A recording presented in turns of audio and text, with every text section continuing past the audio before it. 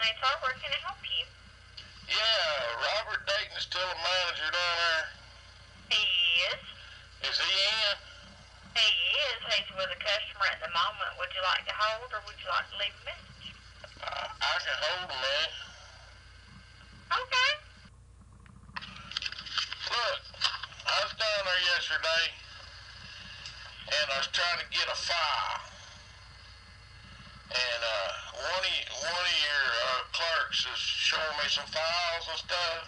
I don't remember his name. He's kind of a tall, older man. But he took me over and he showed me these files and different kinds. We was talking about what kind I needed and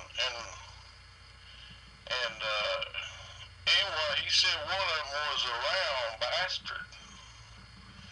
Mr. Bastard file, Mr. Dayton, I'm a good Christian. I go to church up here at Thomas Road Baptist. We don't really like to hear that kind of talk down there.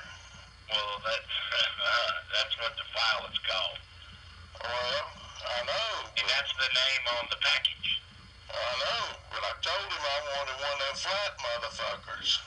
Okay. Well, Robert! now we're all done with all this. What can I help you with?